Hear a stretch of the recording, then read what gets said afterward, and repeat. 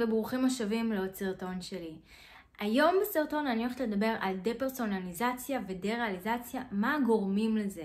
הרבה פעמים אנשים לא בטוחים מה הסיבות, למה זה קרה, למה זה נגרם, חוששים שאולי פתאום באמצע החיים זה יקרה להם שוב. אז בסרטון הזה אני הולכת להסביר מה הסיבות שיכולות לגרום לדה-פרסונליזציה ודה-ריאליזציה, ובעצם כך תוכלו להימנע מתחושה כזו בהמשך. אז בואו נעשה פתיח קצר ונתחיל.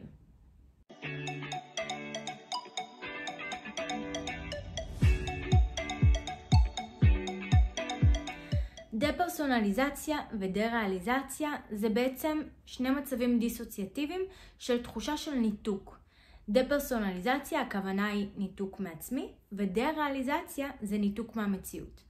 עשיתי כבר סרטון הסבר, אז ככה שמי שלא מכיר את התופעה ורוצה להעמיק בה, אז תיכנסו לסרטונים הקודמים, וגם השאלה איך לצאת מזה נמצאת בסרטון אחר. אני רוצה לדבר עכשיו בסרטון הזה על מה בעצם גורם לדה-פרסונליזציה ודה-ריאליזציה, איך זה נגרם, איך אנשים מגיעים למצב כזה. אז יש שני דרכים עיקריות שיכולות לגרום למצב של דה-פרסונליזציה ודה-ריאליזציה, ואני מדברת על אנשים שחווים דה-פרסונליזציה ודה-ריאליזציה 24/7. לא על אנשים שחווים את זה כתוצאה מפוסט-טראומה, לא על אנשים שחווים את זה כתוצאה מאיזשהו אירוע טראומטי שהם חוו ואז הם חווים את זה בטריגרים, לדוגמה הלומי קרב. הם יחוו תחושה של ניתוק רק ברגע שהם נחשפים למשהו שמזכיר להם את הטראומות מחוויית הקרב, מהמלחמה או מאיזושהי חוויה טראומטית שהם עברו. זאת אומרת שהם לא יחוו את זה 24/7, אלא הם יחוו את זה רק ברגע שהם נחשפים לדברים הטראומטיים.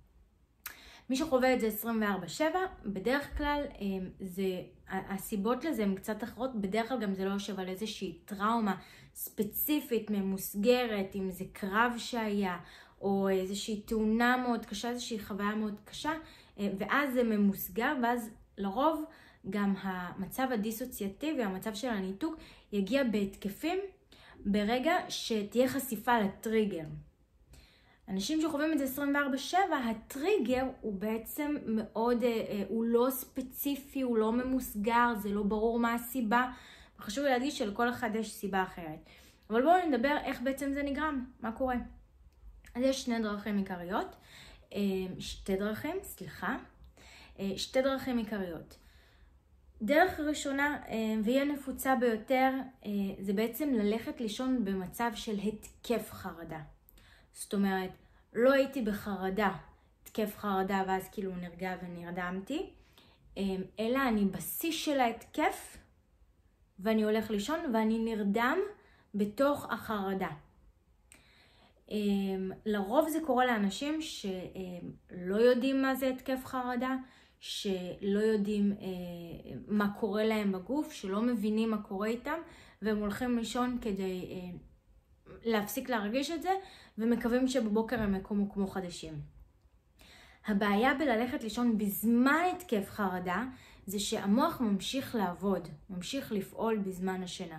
ובמהלך השינה שלנו, כשאנחנו ישנים, המוח שלנו ממשיך לחשוב על הפחדים, על החששות, על כל הדברים שאנחנו בעצם מפחדים מהם באותו רגע של החרדה, ואז הם מייצרים את החרדה, אז המוח שלנו ממשיך לחשוב עליהם, הגוף בעצם ממשיך להיות במצב של כוננות, משתחרר אדרנלין ואוקסיטוצין, שזה חומרים שמשתחררים בזמן פחד וחרדה, ואז כשאנחנו מתעוררים, אנחנו מוצפים בפחד ובחרדה הזאת. הגוף שלנו, הכל בעצם מוצף בפחד ובחרדה הזה, ולכן אנחנו נקום מנותקים. אופציה שנייה, שזה יכול לקרות, זה כשאנחנו מרגישים חרדה ממושכת לאורך זמן. בערך שבוע, שבועיים, בדרך כלל זה נובע אחרי התקף חרדה מאוד גדול, שאנחנו לא יודעים מה קרה לנו, לא הלכנו לישון אחרי התקף חרדה הזה, או שהתקף חרדה קצת נרגע, ואז הלכנו לישון, או שהלכנו לישון בתוך ההתקף חרדה, אבל נגיד לא בפיק שלו, לא בשיא שלו, ואז אנחנו נקום בחרדה מתמשכת. זה בדרך כלל בין שבוע לשבועיים, שאנחנו נחווה את החרדה הזאת כל הזמן, אי שקט, סטרס, אנחנו ממש נרגיש כאילו אנחנו כל הזמן בחרדה, אנחנו לא בהתקף חרדה, אלא אנחנו בחרדה שהיא מתמשכת, זאת אומרת באיזושהי תחושה של חרדה, מי שתארו את זה, אני מרגיש כאילו משהו רע עומד לקרות, אני מרגיש כאילו אני עומד למות, אני מרגיש כאילו אני באיזושהי סכנה, וזו תחושה ככה שנמשכת 24/7, ברגע שנמשכת משהו כמו שבוע, שבועיים, אז עוד פעם היא מעמיסה את מערכת העצבים, היא מעמיסה אותנו, היא בעצם גורמת למנגנון הזה של הניתוק להתעורר. הניתוק הוא בא להגן עלינו מהתחושות הקשות האלה. מהתחושות של החרדה, של הפחד, של הלחץ, של הדיכאון לפעמים, שזה תחושות מאוד מאוד קשות מנשוא, שהן נמשכות לאורך זמן ממושך, שהמנגנון הגנה הזה בעצם מופעל, והוא מגן עלינו מהתחושות האלה, והוא עוצר אותן. עושה בעצם איזשהו סטופ, הוא חוסם אותן, וזה לטוב ולרע. אנחנו לא מרגישים את התחושות האלה יותר, אבל מנגד אנחנו לא מרגישים יותר כלום. לרוב אנשים מדווחו שגם הם לא מרגישים שום רגש, לא כעס, לא שמחה, לא עצבות. יש כאלה שאולי ירגישו רק עצבות. יש תחושה אולי של בועה, שבדרך כלל זה מקושר על ידי ריאליזציה, לניתוק מהמציאות.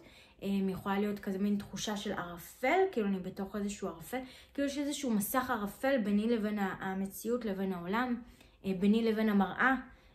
לדוגמה, להסתכל במראה ולחשוב, לא להרגיש שזו אני מסתכלת במראה, ואני לא מרגישה שמה שאני רואה במראה זו בעצם אני, למרות שאני מבינה שזו אני, אבל יש איזושהי כאילו תחושה של זרות, שזה בדרך כלל יותר מקושר לדפרסונליזציה.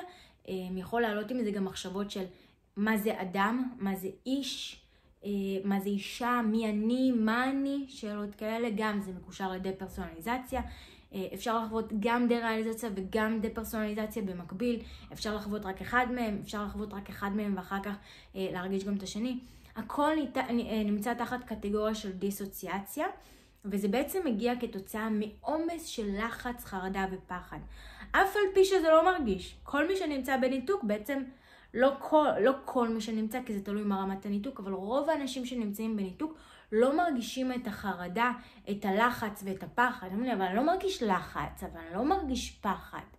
כן, אבל המחשבות האלה על הניתוק, מה קורה לי, למה זה קורה לי, למה אני מרגיש ככה, אני משתגע, הכל בסדר איתי, אני אצא מזה, מה עכשיו אני אחיה ככה כל החיים, למה זה קרה לי, למה זה קורה לי, מה עובר עליי? הרי אלה מחשבות מלחיצות. פשוט בגלל הניתוק, אתה לא מרגיש את הלחץ, אתה לא מרגיש את הפחד. כי הניתוק בא להגן עליך מהתחושות האלה. ואז זה קצת ביצה ותרנגולת, כבר לא יודעים מה קדם למה, אבל בעצם הניתוק גורם למחשבות המפחידות, והמחשבות המפחידות גורמות לניתוק. אז זה קצת ככה איזשהו לופ שחייב לשבור אותו, חייב לצאת מזה. אם אתם רוצים לדעת איך לצאת מדפרסונליזציה ודה-ריאליזציה, הכנתי כבר סרטונים בנושא, אתם מוזמנים גם לשאול אותי שאלות כאן בתגובות, ואני אשתדל לענות לכולם, או להכין עליהם עוד סרטון. אני מקווה שהסרטון הזה עזר לכם ככה להבין פחות או יותר את הגורמים, אולי ככה לקשר למה זה קרה לכם.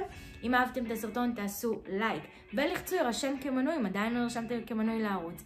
ונראה אתכם בסרטון הבא. ביי!